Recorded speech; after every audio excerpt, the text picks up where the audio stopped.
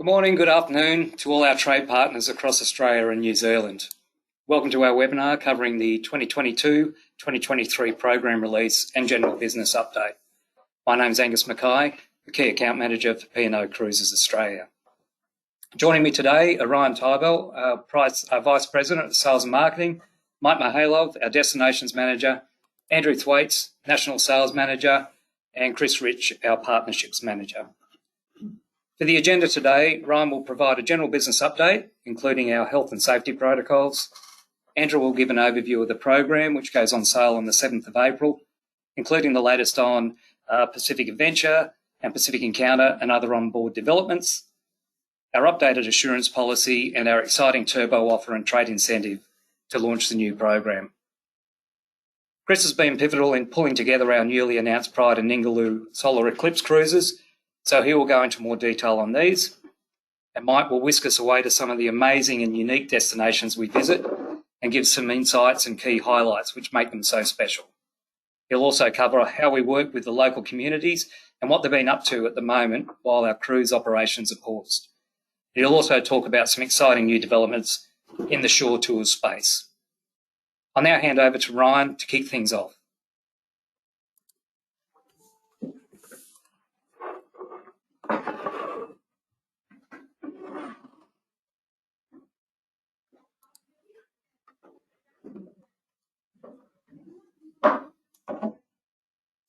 Good morning, good afternoon. Hello, trade partners. Thank you so much for joining us today. For those who don't know me, my name is Ryan. I've been with the business for over 10 years. And chances are, if you're logged into this webinar, I've met you and interacted with you at some point in the past. Firstly, before I get into my bit of the webinar, I just wanted to give a heartfelt and sincere thank you to all of our travel agent partners. We know how difficult it's been over the past 13 months. It's certainly been difficult for us, and we know that it's been far more difficult for all of you. So we really appreciate you continuing to support us, continuing to be passionate about the P&O brand, and most relevant for today, taking 45 minutes out of your day to learn about P&O, our latest program release, and some other fun tidbits that we're going to share with you over the next little while. So without further ado, let me get into it. So I'm going to cover a few points today. The first one I'm going to cover is health and safety protocols and government relations. So let me just quickly go through our healthy cruising measures, which we introduced in September 2020. Do we have a chart on that? No? Okay.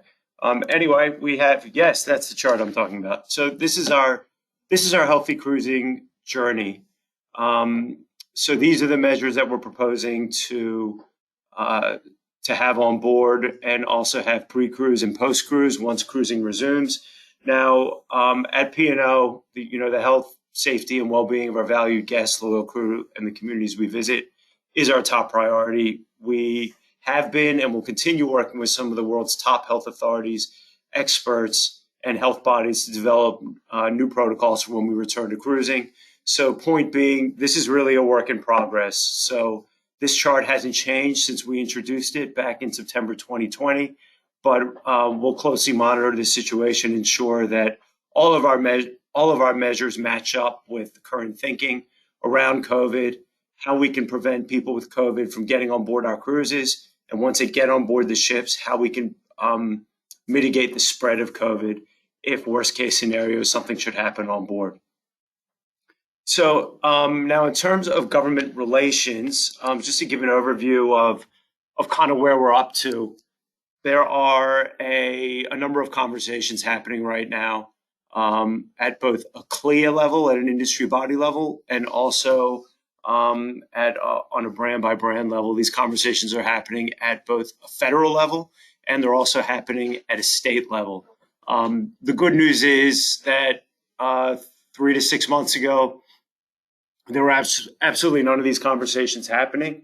We're now in active dialogue with the right people at all levels of government to discuss and agree upon what the framework for a gradual resumption of cruise operations could and will look like. There's not a lot of detail that I can share in this forum, as I'm sure you could appreciate, but we are optimistic as to where we're up to right now. Certainly, we've had a bit of a setback with the outbreak in Brisbane. And for those of our trade partners who are watching right now from Brisbane, hope the lockdown is going okay. But all in all, there is an inevitability around the return of cruising, and we'll continue having this dialogue with government at all levels.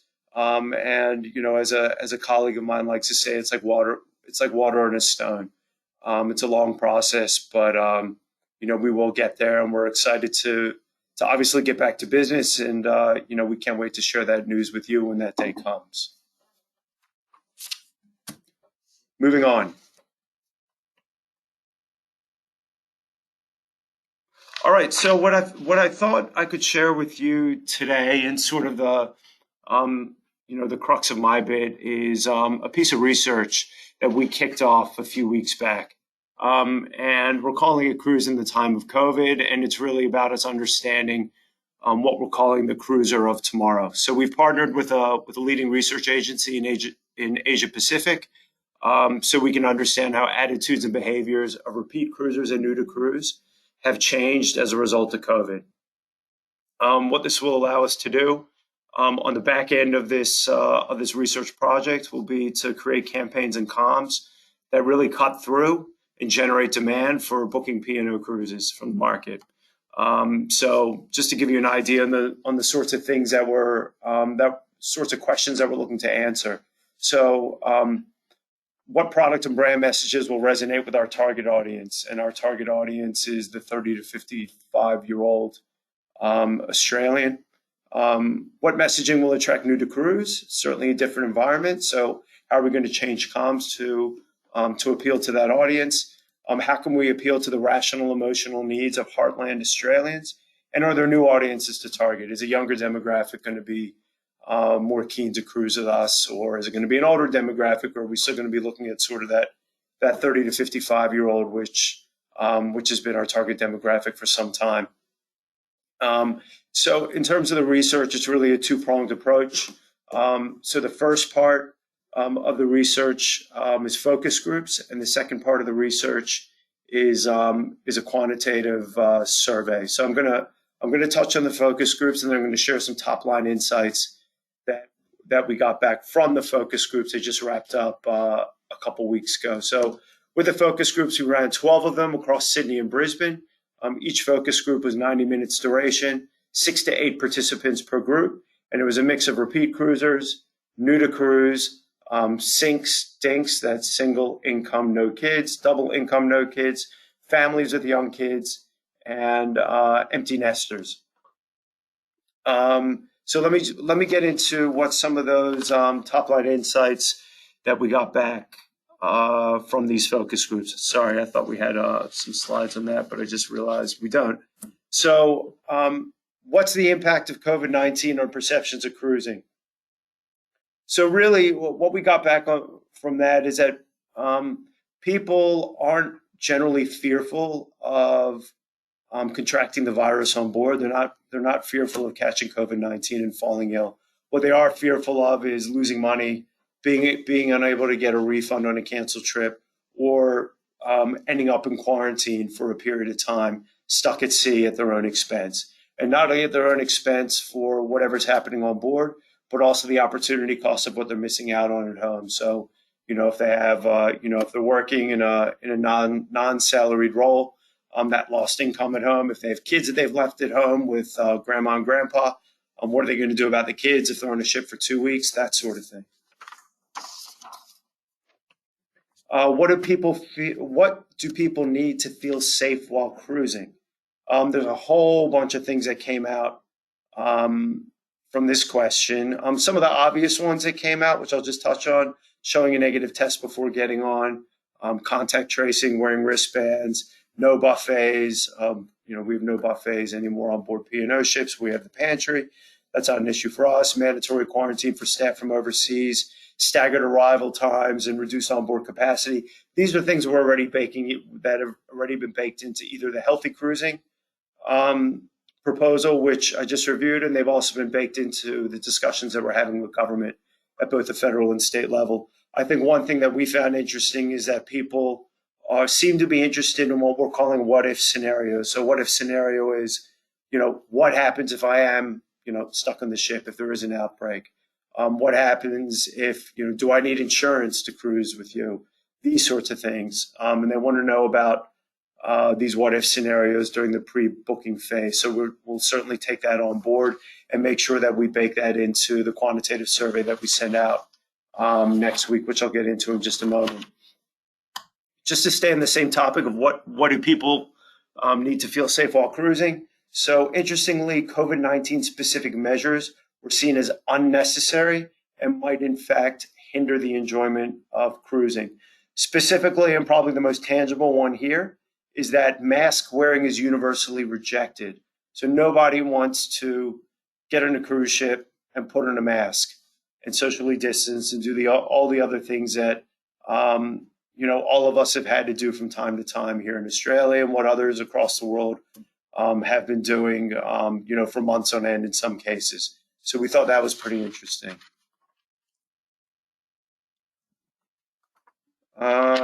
Okay, what is appealing about cruising? Is there anything more appealing now that COVID has hit? Look, what came out from the focus groups is that people love cruising. They want to get back on the ship, but that doesn't necessarily translate to a new opportunity for you, our travel agent partners, or for us, the principal. So cruising isn't really seen as a replacement for flop and drop holidays or our typical or traditional competitive set like Gold Coast, Bali, Thailand, Fiji. Cruising is still seen as its own unique category.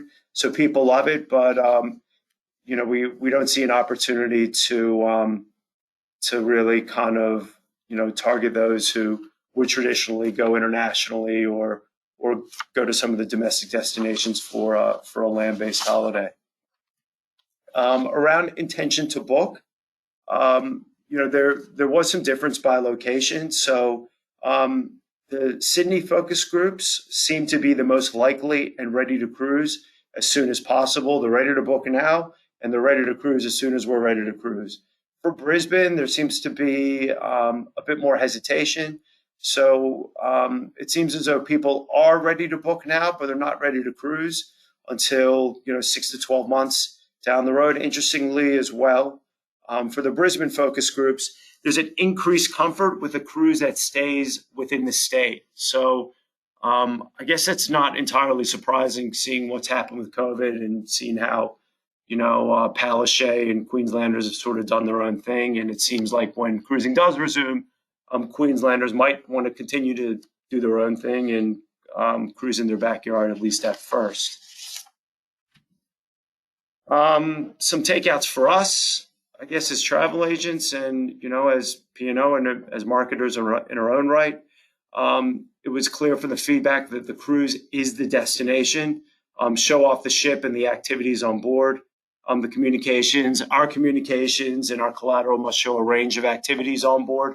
The ship is really the destination. I think there's still, because of COVID, people aren't really yet focused on the places that we visit.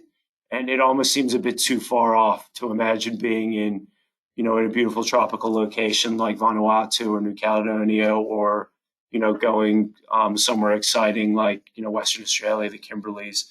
So that's certainly something interesting for us. Interestingly, we also received back that images without kids resonate, including families. So even families who participated in our focus group said that they don't want to see kids in pictures. I don't know if that says something about how they feel about their own kids, but that was certainly something surprising for us. And I guess just the last point from the focus groups is accommodation is definitely a part of the package. And there was feedback from the groups pretty universally that we should be highlighting our balconies and suites just to showcase the space and the ability to get fresh air, and with the idea of sort of retreating to your own private haven. That might speak back to the previous point about fears about being stuck in a ship. And if you are going to be stuck in a ship in a quarantine situation, I don't think anybody would choose to be stuck in an inside cabin. You'd rather be stuck in a balcony or a mini suite or a suite. So that's certainly something that we've taken on board as well. So from here, this is a 10-week project. We're in coming up to week 7 right now. So we're about to send out a survey to help, I guess, quantify some of these top line takeouts and to really hone in on the things that we should be implementing in our marketing and the things that we should be taking into consideration in terms of how we generate demand, what we talk about, and how we tweak our communications. That online survey will be a 15-minute survey, and it'll go out to hundreds of 18-plus-year-olds across the Eastern Seaboard in New South Wales and Queensland. So by the time we have our next webinar, a couple months down the road, this project will be well and truly wrapped up, and I look forward to sharing the insights with you all again at that point. The last thing that I'm going to touch on is the announcement that we made yesterday around the pause in cruise operations. Believe it or not, it was our 16th announcement since March last year. So yes, we've gone through 16 different pauses relating to COVID. If you haven't yet been able to review the details of the pause, I thought I'd cover it quickly. So high level, what we're doing is we're extending our pause in operations to the 30th of July, 2021. Previously, we were paused through the 17th of June, and that's in line with the international travel and cruise ban, which is due to expire on the 17th of June. We thought it was prudent to go out a little bit further into the future. We're also canceling some selected cruises later in the calendar year. Specifically, we're canceling the entire Cannes season, and that's because the majority of the Cannes season included itineraries going to Papua New Guinea and Solomon Islands. And I'm sure you've seen the news about the situation with COVID in Papua New Guinea, and we just don't see it plausible for us to be cruising there this year. So we decided to make the call now, give our guests and travel agents certainty, and pull the plug on those. And there's also some longer itineraries that we've chosen to cancel for later in 2021. So look, with any luck, this will be our last pause announcement, and we can get back to doing what we do best, which is take guests on amazing holiday experiences. That's it for me. Thanks again for taking the time this morning, and I will pass it over to Andrew Thwaites in lockdown in Brisbane. Thanks, everyone.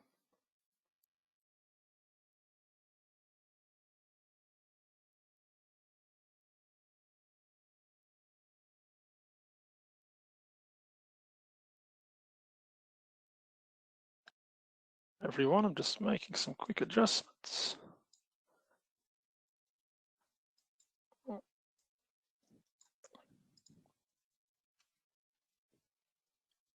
All right. Hi, everyone. Thanks for dialing in. As Ryan said, I'm coming to you from lockdown here in Queensland. So everyone else who's in Queensland in lockdown, definitely feel you. Today I'm going to be talking about our deployment, our on sale date, some new things that are happening on board, our P&O assurance program, and also touch on our flagship achievers. So look, this program goes on sale on the 7th of April, and it takes us through, depending on the ship, takes us through mid to late 2023. So for example, from Brisbane, Pacific Encounter there, it goes through to September 2023. Out of Sydney on Pacific Adventure, we go through to June 2023. Now for Melbourne with Pacific Explorer, for this program, we start in Melbourne just before, in November 2022. So we've got summer there in Melbourne. We head down to Adelaide from Melbourne for February, March, and then in April we go over to Fremantle, and we're in Fremantle there for a couple of months before we head over to Cairns across the top. Now in Cairns, we're doing a PNG cruise as well as 2 Solomon Island cruises. Obviously with the current, this year's Cairns season being cancelled, there will be some demand. Look, that Solomon Islands cruise, that's definitely on my list of cruises to do, so make sure you have a look and are familiar with it. Now from here, Pacific Explorer then heads to New Zealand. So for any New Zealand agents who are on the phone, or any Australian agents who have clients who like to spend a bit of time in New Zealand, there's an opportunity there that they get to Cairns, they can check out Cairns, do that final Solomon Island cruise, and then be on the repositioning cruise from Cairns over to Auckland. And then Pacific Explorer spends the rest of this program through to November sailing from Auckland. Now, the exciting thing for anyone who did read our initial release there last week, for the first 2 weeks of this program, we're going to have Value Plus fares at the same price as Value fares. So this isn't one of those, oh, we've lifted the prices. You'll see the Value fare will be in the system there with I think we're on a new campaign there, so you'll have the campaign offerings there. And then for the exact same price for these departures, only the departures in this new program, they'll be able to book the Value Plus fare for the exact same price, getting the premium drinks package for cruises 7 nights or longer, or a soft drinks package for the shorter cruises. Now, again, it is the same price, so make sure when you are looking there, you do select the Value Plus fare and not the Value fare. It's a really good offer, again, only on the departures that are in this program. So anything currently on sale right now will not be included. So if you've got any clients that don't mind the drinks package, make sure you let them know for this 2-week period only. That's that first 2 weeks. And then for agents, for that first 2 weeks, we also have an offer here where the top 100 selling consultants can win a twin check balcony cabin on a short break cruise. Now, unlike the Value Plus offer there, where it's only on the new program, this is for any bookings made in that 2-week period, regardless of the sale date. So just to be clear, we have the incentive here that you can book anything and the top 100 there for that, versus for the Value Plus, it is, for the Value Plus offer there, it must be this program, new program departures only. Now, looking at what's new on Pacific Adventure and Pacific Encounter. So we have Luke's Bar and Grill by Luke Mangan. So this is an evolution of the salt grill concept. So on Pacific Explorer, we had a taste of salt and Luke's Grill. So to have a formal restaurant again on board our ships, we're really looking forward to. There'll also be Luke's Burger Bar, which is a casual burger, hot dog option there. It'll be out on deck near the pools, and it will also be right near a family space that I'll talk about in a moment. We've then got Gradi Pronto, which is our takeaway pizza option from 400 Gradi. So it'll be a separate venue, again, up on deck near the pool area, and also near the family space as well. So looking more on board Pacific Adventure and Explorer, in what traditionally has been the atrium area there, we're putting a few venues together to have a live music and entertainment space called the Lobby. So we'll have the deli, which has some light meals, snacks, and coffees. We'll have Ivy and Brie, which has a range of cheeses and paired wines, which is great. And then we've got Charlie's, which we've already got on our ships as well now with a bar functionality. We'll also have Altitude, which is our new nightclub for these 2 ships. For those familiar with the Grand Class ships, this is up on deck 18 aft, right at the back of the ship, right at the top. It's a really cool venue for anyone that hasn't been on there yet, on any of those ships. And then talking about the family space. So in the middle of the ship there, we've got an area with a magrodome roof that's retractable. So it's all weather. There's a pool space there. We'll have family entertainment and activities.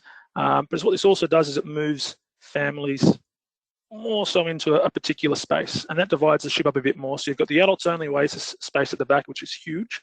You've got this area there for the families. Then you've got, just forward of that, you've got another midship pool area there, which will be a mixture of all clients. And then further forward, you've got the Byron Beach Club, which is that more exclusive space for people who have booked Byron Beach Club accommodation.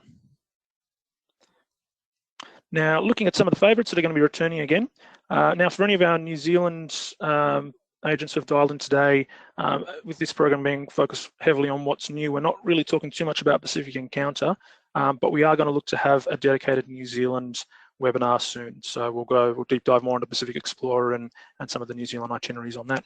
But again, on Pacific Adventure and Encounter, all these venues are on Pacific Explorer. So the Waterfront, Angelo's for your Italian classics, Dragon Lady for your amazing spices and flavors, the 400 Gradi full restaurant, Shell and Bones, all our favorite bars, so Blue Room, Ocean Bar, Oasis, our different hotels, and then obviously the pantry as well. As Ryan said earlier, the pantry concept there, We did that a number of years ago now, and that really plays into the current climate there, where people don't want to be self-serving, or we can't have people self-serving. People need to be served. We have a new onboard app now. For those who are pretty familiar with P&O, we have trialed an app in the past, so this is a completely new one. And there's a lot of functionality here that will give convenience, but also moving into this post-COVID world will also definitely help there as well. So you can do things like book meals, or book dinner reservations. You can book classes, short tours, check your balances, have a look at the good times. The newsletter that we have there on board, that'll all be there, so you can do that from the safety of your own cabin or wherever you, out on deck, wherever you might be. There's no need to go and jump into queues and see people and have people congregating all together. And then our P&O Assurance program. So when we announced this program last week, we also announced that we're extending this. So it'll go through to, for departures through to 30 June 2022. And at this stage, it's booked prior to 12th of May. So again, with some of the insights there that Ryan had, people want to be sure that they're not going to lose their money. So up until 76 days, full refund. And then up until 15 days, you get a full FCC. And then inside the 14 days, that's when you go non-refundable and no FCC. So we've tried to keep it as simple as possible for both agents to understand, but more importantly for clients to understand. Obviously, there's a lot of different programs. We've done a little bit of promoting of this recently, and it's been really popular on social media. So make sure you get behind that. And then for flagship achievers, so just with flagship there, back to our incentive on the 100 twin balcony cabins, you do need to make sure for those that you are booking on Polar Online with your CCN. So make sure you're definitely set up. If you're not sure, let a concierge team know. But for our flagship achievers program in general, we started this back in 2014. We've in that time paid out to agents almost $1 million. So it's been a really good program for agents. It's been a great program for us. We see a lot of loyalty from it. So thank you very much. And just reminding everyone, it is based on deposited revenue, not sale revenue. So anything you book this year, whatever your balance there is of current deposited bookings at 30 November, that's what your payout will be based on. So anything 22, 23, make sure you get onto that. And I will now pass back into the office to Chris, our partnerships manager, to discuss a couple of our upcoming itineraries.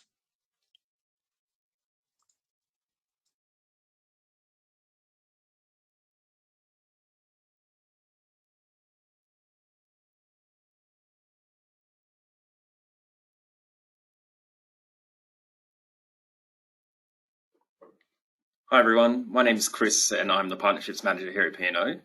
As Angus mentioned, we're very excited to announce a couple of new main event cruises in our program release. The first being the P&O Pride Cruise departing in November 2022. It's going to be a really colourful, fun, celebratory weekend sailing for members of the LGBTQIA+ community and their allies and supporters, full of entertainment and educational events designed specifically for it. As far as research shows, this will be the first cruise departing an Australian port curated specifically for the full spectrum and its allied supporters. We're curating the cruise with support of charitable and community organisations such as the Bobby Goldsmith Foundation, Minus 18 and Queer Screen, who are going to host the first ever Queer Screen Film Festival at sea. P&O have hosted no event cruises that are specifically rated with the cultural interests of the LGBTQIA+ community in mind. We're pretty proud of the cultural significance of being the first Australian home-ported cruise company to offer this and being able to sell it through our travel agent network.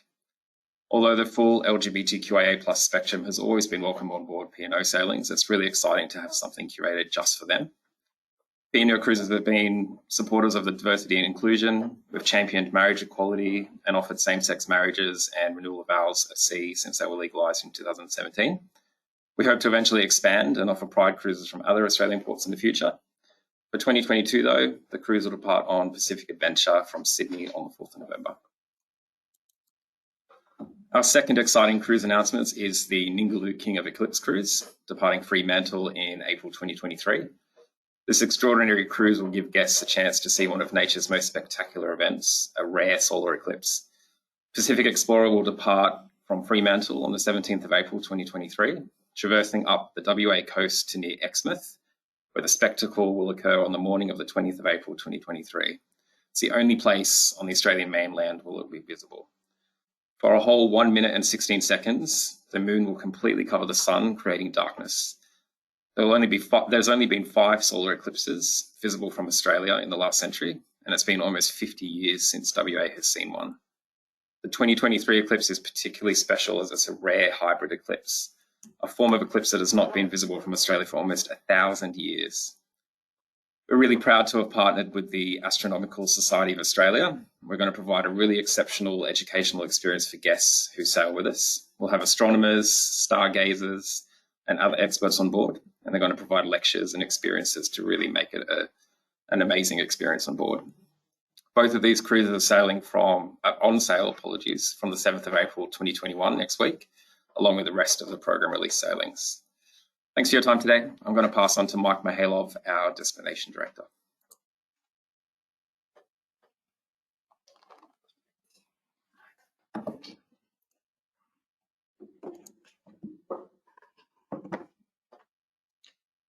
All right, thanks, Chris.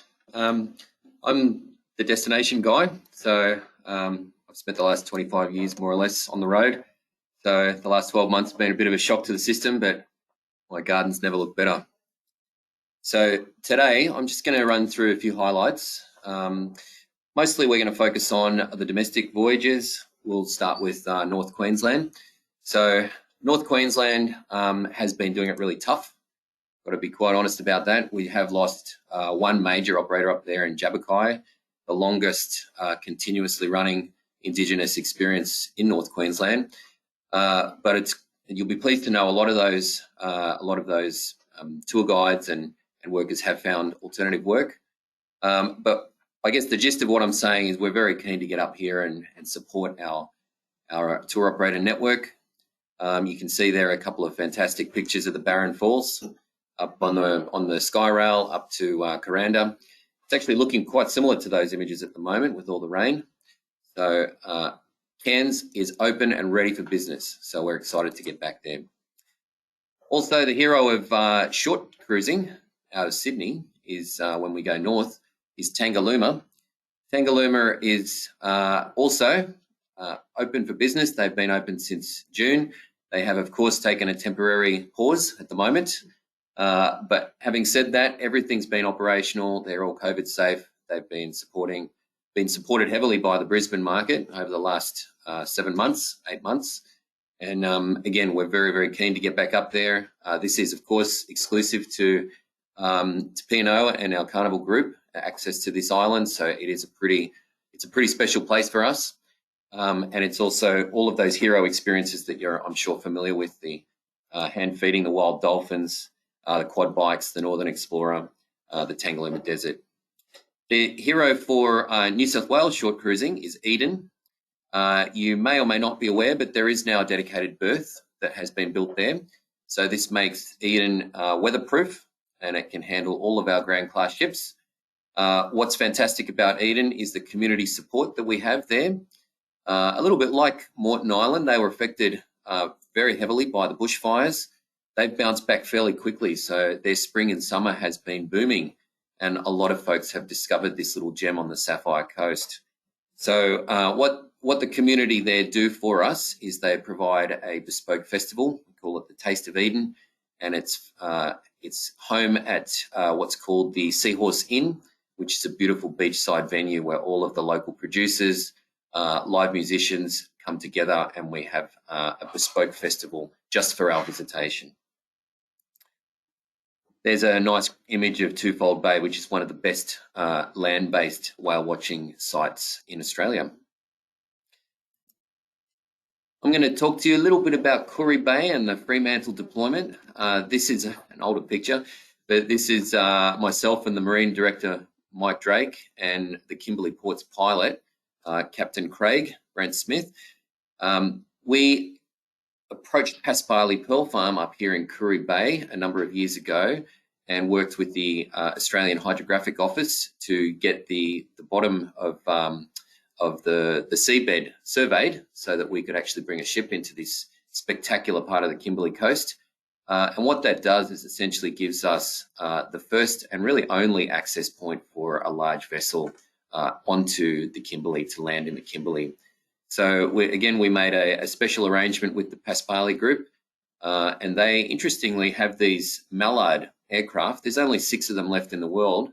They have 3 of them, and they've completely reconditioned them for their workers to fly in and fly out from Darwin and Broome. And we're the only cruise line that can offer you a flight seeing experience on these classic reconditioned aircraft.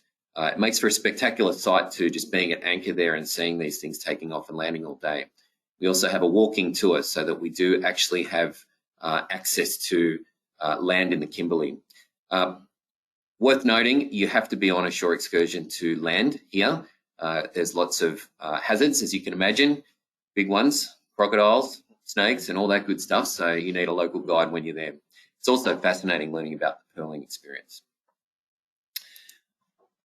Okay, there's also some scenic cruising throughout the Kimberley. So there's an image of Raft Point there. And I think the next one, you'll see an image of Yampi Sound. So again, through our connection with the Hydrographic Office, we've managed to pave a way in for our large vessels so that we can access some of these remarkable spots in this great wilderness area.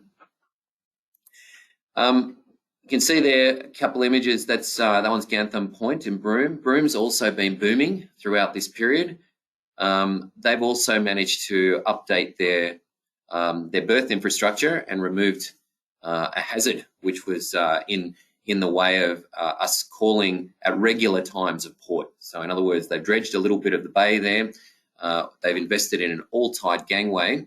So historically, we may have had to anchor at 2 a.m. and depart at 2 p.m.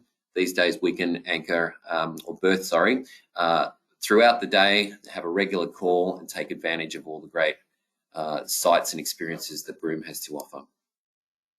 Heading down south, Kangaroo Island's another hero for us. They were obviously smashed by the fire. They've bounced back from September onwards last year. All of our operators down there have had a really great spring, summer, and they're all champing at the bit to welcome our guests back. So Flinders Chase National Park was where most of the damage was. It's really pleasing to see the images of the regrowth there, and it's almost back to normal. So it's really exciting to see that destination return. So a couple more images there of Kangaroo Island. Just a brief update on the South Pacific. A lot of our partners in the South Pacific, as you can imagine, they have returned to a far simpler way of life at the moment. They are basically fishing and farming and somewhat returning to a traditional way of living. I'm in touch with all of the community leaders all around the Pacific. I WhatsApp them actually. They all seem to like WhatsApp. And we compare fruit. So a friend of mine down in Mystery Island was showing me the size of his grapefruits, and they were pretty big. And I was showing off with the size of my big chilies. So I mentioned my garden's looking good. So look, the long story short is they're all ready and waiting for the green light for the time that we can come back and they can welcome our guests again. We have invested in some boats and some buses. They are sitting safely stored at the moment. We are planning to go into partnership with a lot of different local operators so that they can be empowered and have basically an interest-free loan to own this equipment. And on cruise days, they'll take our guests to new parts of all of the islands. And on non-cruise days, they'll be using those buses for school runs and other public transport needs, as well as taking the boats up to different parts of the island for produce so that they can access markets. So it's a really great symbiotic relationship that we have there. So all of those communities are doing, they're doing well, they are doing it tough, but they are ready for the day that we can come back. So hopefully that gives you a little bit of colour around what's happening behind the scenes. And I'm going to pass you back to Angus.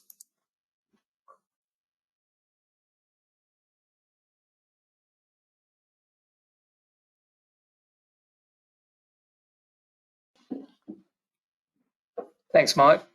Well, guys, that wraps things up. Thank you for joining us for this webinar. We hope you found it insightful. If you have any questions in relation to any of the topics covered today, please email our flagship concierge desk, and that's at concierge@pocruises.com.au. Also, please let your colleagues that were unable to attend the webinar today know that a recording of the webinar will be available via our flagship site later today. Lastly, good luck in getting to the top 100 in our agents incentive, and thank you again for joining us. Have a good day.